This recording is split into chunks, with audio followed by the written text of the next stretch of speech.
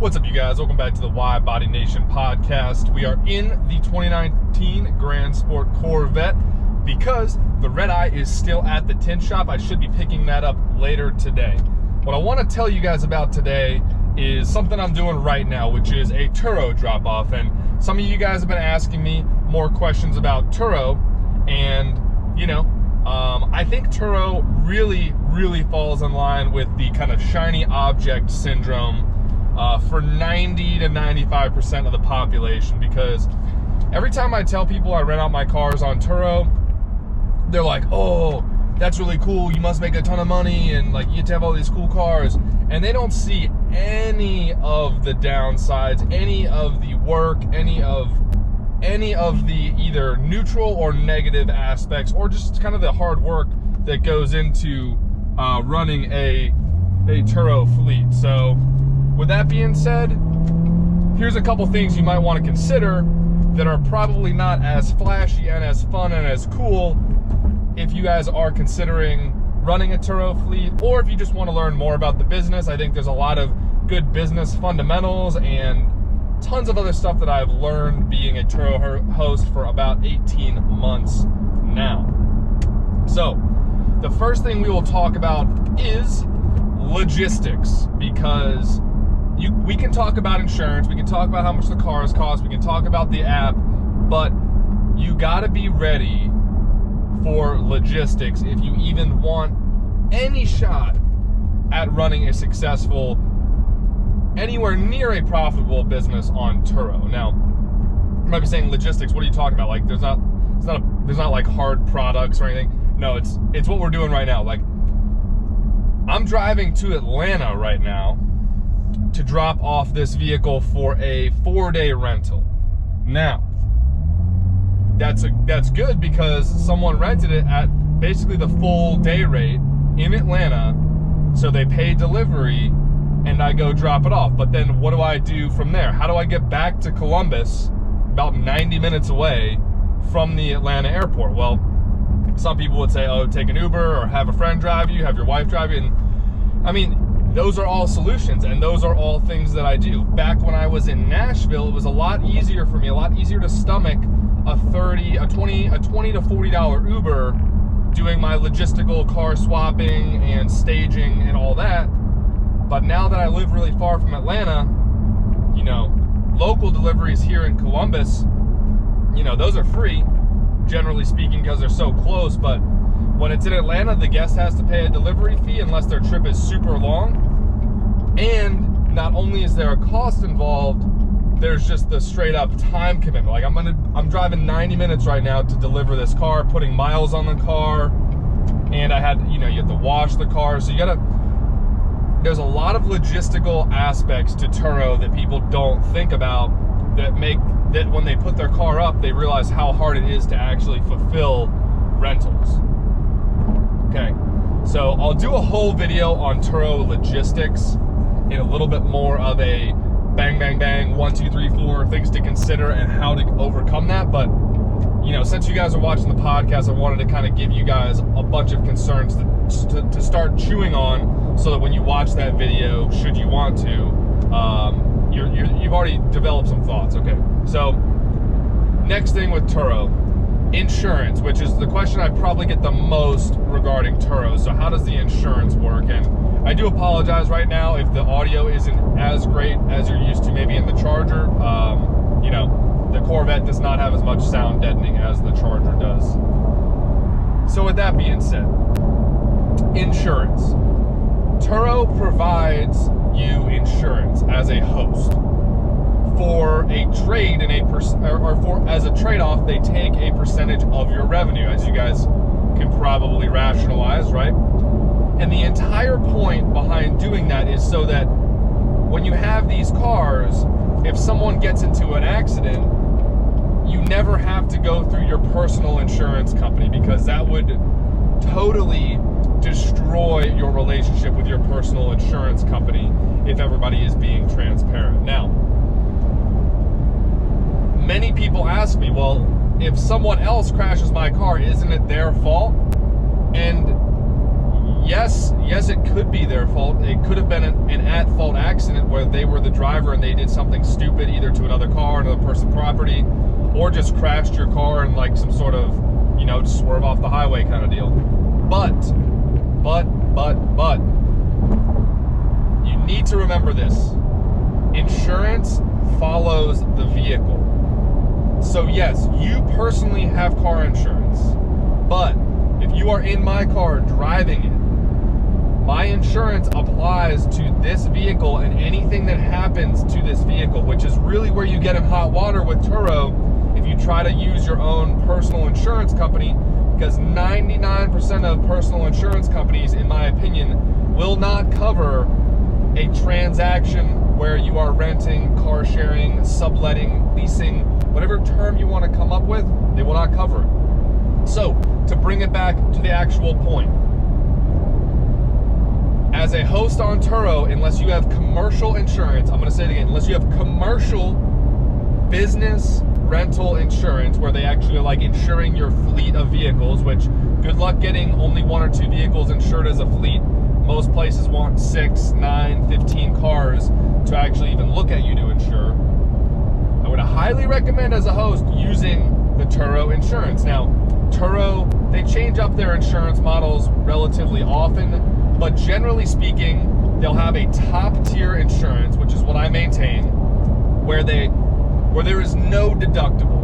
If you're renting my car and you crash it, they will pay 100% of the damages, and they will as long as you have a trip history established, they'll actually pay you a portion of the daily revenue you in theory would have been making because the car is off the road. That's kind of an ancillary thing, but the biggest thing is the top insurance for Turo, $0 deductible, 100% coverage, and it's pretty much that simple. No matter what the guest does, assuming you checked in the car and your guest and checked out and filed the claim properly, right? And again, we have to do full videos on that. There's another channel, Sima's Experience. She is a prolific Turo host out in, I believe, Orange County, California.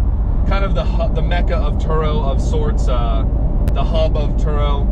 Weather's great out there. Logistics are a little easier out there because, well, I mean, I'm not going to say that they're easier, but I just know that she doesn't drive 90 minutes to the Atlanta airport. Anyway, so insurance.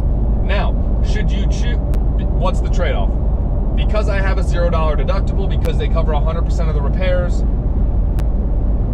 I do have to give them 40% of the daily rate that I charge. So for instance, if this is listed on Turo right now for $299 a day, because that's what it's currently listed as, $299 a day, I only keep about $180 of that, because that's about 60%.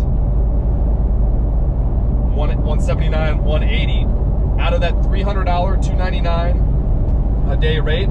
However, there are ways to increase your profit percentage with some, with delivery, with the delivery charge, with extras. You can offer coolers, you can offer unlimited mileage, you can offer X, Y, and Z, and you keep 90% of the extras. But again, that's a whole nother video.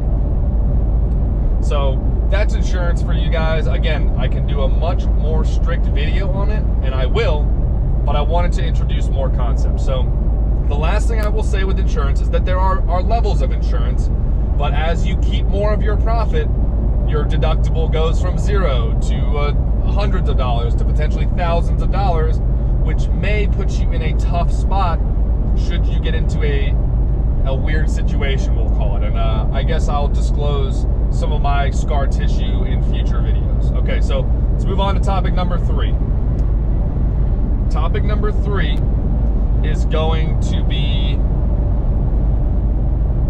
running it as a business. You learn how to optimize it. So we'll call it optimization of your business. And I don't care if you guys are renting out a Nissan Altima just trying to make a couple $100, or if you've got a Vet, or if you've got a Lambo. In order to not, okay, let me put it this way. The same amount of effort on your part goes into a 1 hour rental, as does a 1 day rental, as a 1 week rental, as a 1 month rental. Let me say it another way. You're gonna have a lot of people who are asking, hey, I just want the car for a couple hours, like what can we do? Well, if they're willing to come to your house or come to your place of business or come to your work to pick the car up and then return it, and they're willing to pay a premium, like a very high amount of money, that's fine. But what's gonna happen to you guys, I guarantee it, is you're gonna get people who want the car for only a couple of hours, and that is going to generally be not an efficient use of your time. Personally, I make it a 2-day minimum. Now, yes, you could argue that I get less trips because I don't let people just take my car out for 1 day, 24 hours or less. Everyone has to rent these cars for 25 hours or longer, so that I'm at least getting 2 days worth of revenue every time I wash the car, I deliver it, I check it in, I check it out, I text the guests a lot, I answer any questions, I answer phone calls, I check the car back in, I have to make sure there's no damage. All of those things happen with every rental. So you got to make sure you're making at least a little bit of money to actually compensate you for your time, or else you will get jaded. And that's what you gotta manage that as a business owner. You don't want to get jaded and start hating your customers. You just got to know when to say no. So, when you're first starting out, I would recommend having a shorter trip length set, so like people can just rent it for hours or just a day, because you need to get your ratings up. You need to have 5-star ratings. You want to become an all-star host, so those trips help you out. However, once you're established, I highly recommend, and this is just from my opinion, highly recommend 2-day minimum, because the guests that are serious, they'll just book the car for 25 hours instead of a 24-hour rental, and then you get double the money. And that's not dishonest, that's not anything, it's just protecting your time. And here is the kicker, okay? Last February, before the whole pandemic hit, before the whole travel industry went to crap, I worked my butt off in February. I had so many 1-day trips. I hand wash all my cars. Hand washing them inside and out, vacuuming, sanitizing. Tons of 1-day trips. I was still working like 12, 14, 16-hour days for the Army. I didn't sleep at all. And I was getting really jaded because of all of that, because of washing my cars. It's 20 degrees out. And I realized that by doing a 2-day minimum, I was also protecting my time and protecting my money and protecting my sanity, because if I wouldn't let people book the 1-day rentals, it would leave the weekend open for people to continue to see my car on the app. Because I feel like I'm not being clear. If someone books your car for 1 day, and then the next person goes and tries to book your car for 2 days, 4 days, a week, but that one stupid rental, that one little rental for 1 day or a couple hours is in that rental time frame, you just basically kicked yourself in the stomach. Instead of getting a 7-day long trip, you're getting this one silly trip that's not making you like barely any money. And that's all because you let your standards get too relaxed. It's not about charging a super high price. It actually allows you to lower your prices the longer you require guests to have the car. And that's why 2 days is the sweet spot. 3 days is a little long. You're definitely going to be looking at, unless your demand is through the roof, 3-day minimums, you're going to be losing trips, because those 2-day trips are decent money. But that's enough. That's enough that I'll say on that. And then let's see. I guess I'll wrap it up.